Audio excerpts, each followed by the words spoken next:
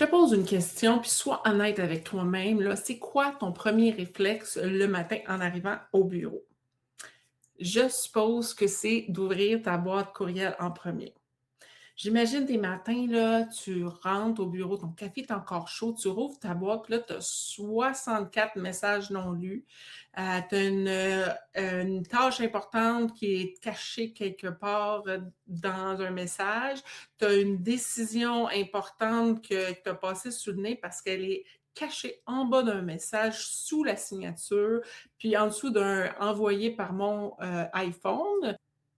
Puis là, ton employé, lui, t'écrit pour la troisième fois cette semaine: «Où c'est que c'est encore ce document-là déjà?» Là, tu soupires puis tu te dis: «Comment ça se fait que tout se gère encore par moi et tout ça dans ma boîte de courriel?» Je vais te le dire ce qui se passe vraiment. Ta boîte courriel est devenue le fourre-tout de toute ta business. Les tâches, les décisions, les discussions, les questions, les niaiseries, tout rentre par la même porte. C'est là que tu vas réaliser que le courriel est devenu ton fourre-tout de toute ta business. Puis un fourre-tout, par définition, on ne retrouve pas grand-chose. En fait, on ne trouve jamais rien. La bonne nouvelle, par contre, c'est que ça se règle. Pas en travaillant plus fort ou plus vite, mais en envoyant simplement la bonne information à la bonne place. Puis aujourd'hui, je te donne ma méthode des 4 canaux. Oui, 4 endroits clairs pour que ton équipe arrête de tout envoyer à toi, puis toi que tu arrêtes de tout gérer dans ta boîte courriel. Donc, installe-toi confortablement, on commence ça tout de suite. Si on ne se connaît pas encore, je suis Stéphanie Galipo, une formatrice et consultante spécialisée en productivité au travail. Et j'aide les entrepreneurs à sortir leur entreprise de leur tête pour créer un système clair, simple, pour enfin respirer. Salut, je suis Stéphanie. Bienvenue dans ce nouvel épisode où je vais te montrer comment arrêter de tout gérer avec ta boîte courriel. Si tu aimes, n'oublie pas de commenter, de t'abonner et surtout de partager à ton entourage. Bon épisode. Avant de te donner la solution, il faut qu'on se comprenne sur quelque chose. Quand tu utilises ton courriel pour tout, tu envoies 3 affaires complètement différentes dans le même tuyau, au même endroit. Tu as une tâche à faire, une petite question de coordination, une décision importante, un document à garder, puis tout ça arrive pêle-mêle dans le désordre à la même place. Imagine là que tu mettais ton courrier, ta vaisselle, puis tes documents importants dans le même tiroir. Tu rirais sûrement de quelqu'un qui fait ça, n'est-ce pas? Bien, c'est exactement ça qu'on fait avec notre boîte courriel à longueur de semaine quand on prend tout au même endroit. Puis le pire dans tout ça, c'est qu'à chaque fois qu'un nouveau message entre, bien, il pousse l'ancien un peu plus bas. Ben, ça fait en sorte que ta décision super importante de mardi, quand on est rendu le jeudi, puis est rendue pas mal plus loin. Elle est peut-être à la page 3, à la page 4, elle est peut-être invisible, tu l'as peut-être même oublié. Bien, le résultat, tu le connais, tu passes à côté de ça. Ton équipe te redemande à toi parce que t'es la seule place, le seul endroit que l'information se retrouve de façon fiable. Puis là, tu redeviens la centrale de toute ta propre entreprise. C'est pour ça que tu as de la misère à déléguer parce que tu es la personne en charge.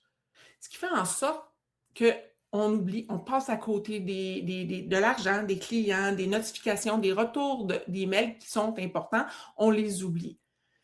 L'idée, là, c'est pas d'avoir moins de courriels, c'est d'avoir les bons courriels, les bonnes informations au bon endroit.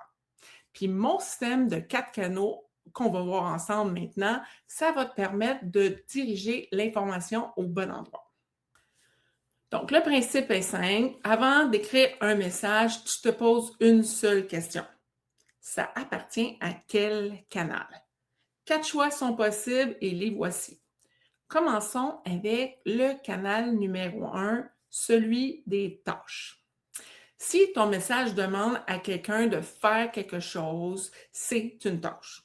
Puis une tâche, ça ne va pas dans un courriel, ça va dans un gestionnaire de tâches. Que ce soit Asana, Evernote, Google Tâches, Microsoft To Do, Peu importe l'outil que tu utilises, l'important, c'est que ça ne soit pas dans un courriel. Pourquoi? Parce qu'une tâche a besoin de deux variables pour exister. Un responsable, puis une date. Qui le fait, puis pour quand. Un courriel, ça ne donne pas ça. Il dit lis-moi, il ne dit pas fais-moi. Alors, la prochaine fois que tu es sur le bord d'écrire, peux-tu t'occuper de ta ta ta ta ta dans un courriel, arrête-toi. Ça, c'est une tâche. Mets-le où les tâches vivent. Ou bien, transforme ton courriel en tâche dès que tu constates que c'est une tâche. Le premier canal, celui des tâches. Maintenant, le canal numéro 2, c'est la question rapide. Si tu as envie de poser une petite question, toute petite, telle que es-tu disponible à 2 heures ou le client a-t-il rappelé ou as-tu reçu l'information à tel sujet? Bien, ça, c'est de la coordination, du bon jasage de travail, comme on dit en québécois. Ça ne mérite pas un courriel avec un objet, avec une formule de politesse, puis une signature en dessous. Ce genre de message-là va sur ta messagerie instantanée, que ce soit Google Chat, Teams, Slack ou même un texto si c'est une petite équipe. L'idée, c'est que les échanges qui durent 10 secondes restent légers. Tu libères ainsi ta boîte de courriel de tout ce qui se règle en 2 clics. Et tu évites en même temps de perdre le fil, que ça devienne une longue conversation à travers 12 messages d'échange. Dans ta boîte de courriel, ça devient plus du chaos de gérer toutes ces conversations-là que d'autres choses. Alors, oust, on envoie ça dans la messagerie. Le canal numéro 3, ici, c'est la référence puis la décision. Là, on parle de tout ce qui est référence, de ce qui doit se retrouver plus tard. Une procédure, une règle, une décision que vous avez prise en équipe, une information importante que le monde va devoir se consulter dans 2 semaines ou dans 2 mois. Ça va dans un endroit centralisé où on peut garder sécuritairement ces informations-là. Ça peut être un dossier d'équipe partagé, un outil comme Notion ou Evernote ou un simple Google Drive ou SharePoint bien organisé. La règle d'or, retiens-la bien, c'est si tu as besoin de relire l'information dans 3 mois, elle ne doit pas vivre dans un courriel. Jamais. Parce que dans 3 mois, tu la retrouveras pas. Elle va se retrouver en dessous d'une tonne de courriels. Mets-la dans un endroit pensé pour que tout le monde la retrouve rapidement. Mais là, tu vas te dire, coudonc, Stéphanie, y a-tu quelque chose qui doit rester dans sa boîte de courriel? Oui, et j'y arrive, ça ne sera pas long. C'est là qu'on va parler du canal numéro 4. Dans ce dernier canal, on parle de ce qui va dans ta boîte de courriel et qui reprend le vrai travail de sa boîte, les communications formelles, puis externes, les échanges avec tes clients, tes fournisseurs, les échanges officiels qui doivent laisser une trace. Le courriel, c'est un outil de précision. Quand tu cesses de t'en servir comme une poubelle universelle, il redevient super utile. Ta boîte va se vider, puis ce qui reste dedans va compter vraiment. Voilà encore les 4 canaux. Et pour t'en souvenir, je t'ai préparé une petite phrase plus facile à retenir. Écoute bien ça. Une tâche se fait, une question se répond, une décision se retrouve et un courriel laisse une trace. On répète ça? Une tâche se fait, une question se répond, une décision se retrouve et un courriel laisse une trace. Si tu retiens juste ça de l'épisode d'aujourd'hui, tu as déjà tout ce qu'il te faut pour commencer. Mais laisse-moi te montrer à quoi ça ressemble pour vrai ça. Qu'est-ce qu'on a parlé des 4 canaux? Je vais te présenter Mélanie, une de mes clientes. Elle dirige un petit bureau de service, 5 personnes dans son équipe, elle incluse. Du monde travaillant, une belle business qui roule, mais Mélanie était vraiment brûlée parce qu'elle passait toujours son temps à toujours répondre. Un employé avait une question, on l'écrivait à Mélanie. Une décision devait se prendre, on attendait le courriel de Mélanie. Une procédure, elle devait être approuvée, on attendait Mélanie pour la retrouver. C'est où donc ça? Comment ça se passe? Sa boîte de courriel, c'était le cœur de l'entreprise. Puis quand le cœur déborde, bien, tout ralentit, hein? Donc le matin, ça lui prenait environ 1 heure et demie juste à répondre à tous ces messages avant de commencer sa vraie job. 1 heure et demie, t'imagines? Ça, là, sur une semaine, ben, ça fait pas mal. On a fait l'exercice ensemble, on a réparti ça dans 4 canaux, un à la fois, puis on a commencé par les tâches. Tout ce qui était peux-tu faire est sorti des courriels, puis est rentré dans un outil partagé avec un responsable, puis une date. Du jour au lendemain, son équipe pouvait voir quoi faire sans attendre après elle. Ensuite, les petites questions. On les a envoyées sur le chat d'équipe. Es-tu, tu sais, toutes les questions, là, es-tu dispo? As-tu reçu ci? Tout ce qui prenait 2, 3 minutes sans encombrer personne. Donc, ça a été plus facile de les retrouver dans le chat. Après les références, on a pris toutes les procédures, toutes les décisions importantes, tous les documents, on les a mis dans un drive partagé. Un seul endroit, puis quand quelqu'un cherche quelque chose, il sait où aller parce qu'il y a une belle arborescence, un beau plan.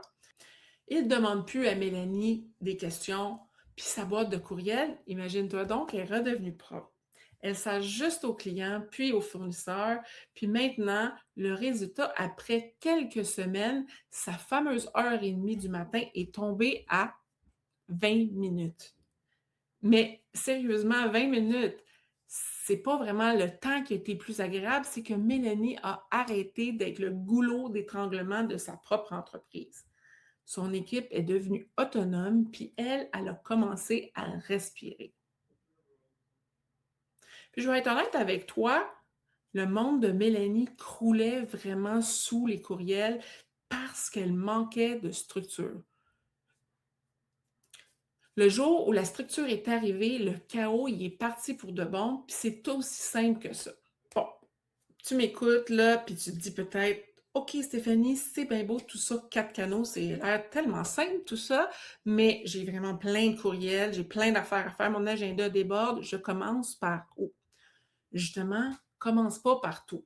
Si tu essaies de tout régler en même temps, d'essayer de régler les 4 canaux en même temps, tu vas te décourager, puis ça va arrêter après quelques jours. Tu n'auras pas le temps de voir le bout. Alors, voici ton seul devoir cette semaine. Juste un petit devoir, là. Choisis un canal. Évidemment, personnellement, je te suggère fortement d'utiliser celui des tâches en premier parce que c'est ça qui est plus important pour ton entreprise. C'est là que tu vas sentir une plus grande différence plus vite. 3 étapes bien simples. Un, tu choisis où vont vivre tes tâches. Choisis ton outil, peut-être un outil que tu as déjà idéalement, comme ça tu n'as pas à l'apprendre. Tu n'as pas besoin d'en acheter un nouveau. Puis si tu utilises Gmail, prends Google Tâches. Si tu utilises Microsoft, va avec To-Do. 2, tu écris la règle en une seule phrase. Quelque chose comme à partir de maintenant, les tâches vont dans tel outil, pas dans les courriels.